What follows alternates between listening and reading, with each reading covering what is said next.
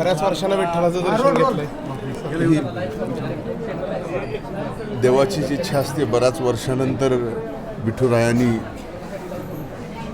अगदी वर्ष सरायच्या पूर्वसंध्येला इथं बोलवलं. आज दर्शन घडलं. खरं तर आज मी आमचे हरिभक्तपरायण लाड महाराजांच्या मठाचं भूमिपूजनासाठी इथं आलो आणि इथं अतिशय चांगलं दर्शन पांडुरंगाचं घडलं.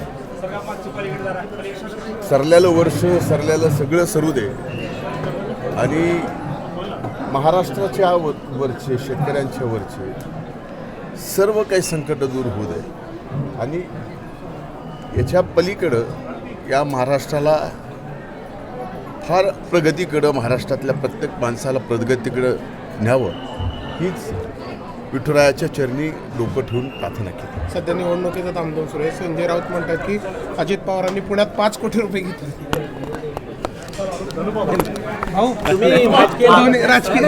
मागचं पूर्ण वर्ष बरेच घडामोडी झाल्या, तुम्हाला पुढील वर्षात फेस करावं लागलं. काय त्याचं आत्मचिंतन करताल? भगवंताची दर्शन घेतलं, आत्मचिंतन करायचं का? संकट ती बघा, हे प्रत्येकाचा एक प्रारब्ध असतो. प्रारब्ध देवाला चुकला नाही, आपल्याला कसं चुकलं? साक्षात देवाला सुद्धा संकट आलेली आहेत.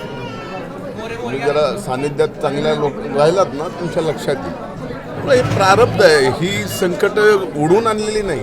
जाणीवपूर्वक एखाद्याला अडवायचा अशा पद्धतीची ती संकट होते. ते साल सरलं, सगळे संकट सरले. महाराष्ट्राच्या जनतेला नवीन वर्षाच्या मनपूर्वक शुभेच्छा देतो. इंग्रजी नवीन वर्षाच्या.